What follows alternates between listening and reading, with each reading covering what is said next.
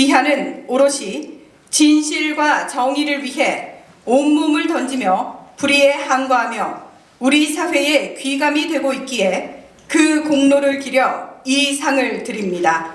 시간을 되돌려서 1년 전 이맘때를 생각해 보면 정말 사건이 발생되고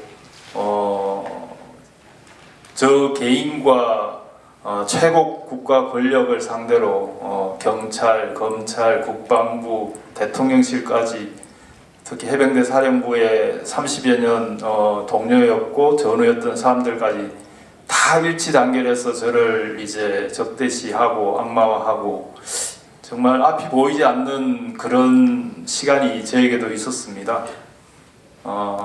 그런데 지금 1년이 지난 이 시점과 비교를 해보면 당시에 제가 이 모든 사건의 비롯이 한 사람의 경로로부터 시작이 됐다라고 얘기했는데 당시 저를 이제 망상이라고 그랬습니다. 망상이라고 했는데 1년이 지난 지금은 누가 망상인지 이제 국민들이 아시게 됐고 당시에 저를 이제 집단학명의 수괴라는 정말 교과서에나 나오는 단어로 저를 구속을 시키려고 처벌하려고 군검찰에서는 그렇게 입건을 했었는데 지금은 누가 내란의 수괴가 됐는지 그래서 결국은 이 1년여의 시간이 지나니까 사건의 모든 진상은 밝혀지고 결국은 진실은 감출 수가 없다, 밝혀진다. 그 아무리 그 권력이 힘이 세고 절대 권력일지라도 시간이 지나면 다 밝혀진다 라고 생각했고 그 시간 동안 저는 매일매일 하루하루를 버텨내는 것이 하루하루를 승리하는 것이다 라고 스스로를 항상 위로하면서 매일 그 2평 남짓 때는 사무실로 이제 정시에 출근하고 하루 종일 이제 특별한 임무 없이 보내다가 정시에 퇴근하고 이렇게 시간을 보냈었습니다. 돌이켜보면 여기에 계시는 많은 깨어있는 기자분들, 깨어있는 언론에 종사하시는 분들이 있었기에 그 1년이라는 시간 비록 길다면 길고 짧다면 짧지만 그 시간 내에 많은 진실이 밝혀졌다고 생각합니다. 우리 그 최해병 사건의 의미를 저는 뭐 다양하게도 볼 수 있겠지만 2가지 정도 제 개인적으로 의미를 두고 있는데 첫 번째는 작년 7월 19일 이후에 최해병 사건이 발생되고 이 사건을 통해서 우리 사회의 어두운 특히 이 윤 정권의 음습한 부분들이 많이 드러나는 계기가 되었다고 생각합니다. 수사 과정에서 또 국회 청문회 과정에서 도이치모터스 단톡방에 여러 도이치모터스도 나왔고 삼부토건도 나오고 그다음 마약 수사의 외압도 나오고 등등 그런 계기가 되었다. 그래서 참으로 최해병의 죽음을 제가 박종철 인권상 받을 때도 얘기했지만 너의 죽음이 결코 헛되지가 않다라는 얘기를 한 적이 있습니다. 두 번째로는 제가 최해병 사건을 이제 통해서 개인적으로 느끼는 이제 의미 있는 부분이 이 사건이 이제 정의롭게 잘 정리가 되어야 되는 큰 의미가 있다. 왜냐하면 특히 이번에 비상계엄 사건 때 그 출동했던 수많은 군인들 지금 언론에 한 1,500명 정도 이렇게 언급되고 있던데 그 수가 뭐 더 많아질 수도 있겠지만 이미 국방부의 그 많은 장성들이 구속이 되고 또 앞으로도 처벌이 될 건데 과연 위법한 명령에 복종을 해야 되는 것인가 라는 큰 물음을 우리 사회에 던졌다라고 생각합니다. 위법한 명령에는 법에도 나와 있듯이 거부해야 되는 것이 맞습니다. 결코 항명이 아닙니다.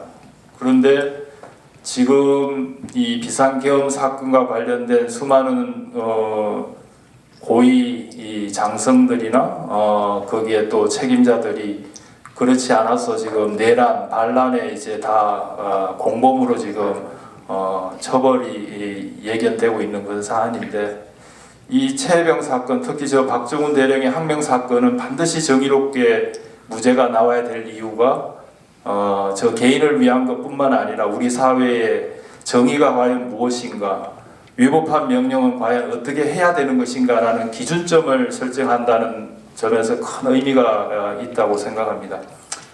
그래서 반드시 이 사건은 정의롭게 잘 마무리가 되어야 된다라고 생각합니다.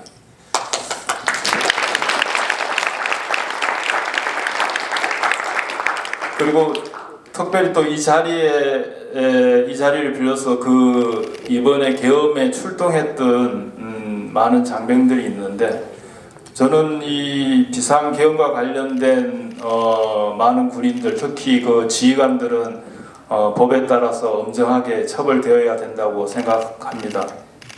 두 번 다시 이런 일이 우리 사회에 일어나지 않아야 되기 때문에 철저하게 수사를 해서 그 책임에 대한 처벌을 응당해야 되는데, 다만 본인이 어떤 임무가 있는 것인지도 모르고 국회로 출동하고 했던 많은 현역 장병들, 그리고 초급 간부들, 이들까지 이제 어느 정도로 어떻게 처벌해야 되는 것인가에 대한 고민이 많이 필요하겠지만, 그 현장에서 유혈 사태를 발생하지 않기 위해서 보이는 소극적인, 외형적으로는 소극적이지만 내면에는 엄청 고민도 많았을 거고, 적극적으로 내면에서는 위법한 명령에 저항했다라고 생각합니다. 그래서 이 자리를 빌어서 그들이 부대로 복귀해서 그렇게 울고 괴로워하고 있다고 합니다.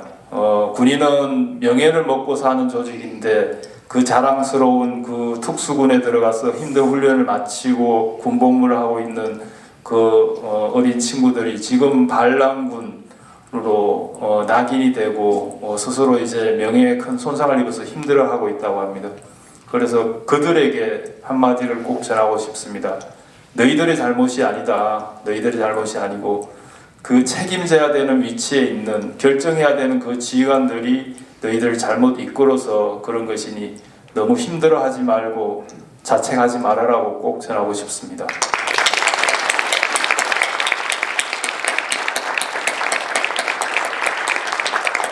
이제 끝으로 다가오는 2025년 이제 1월 9일이 제 선고 공판이 있는 날입니다.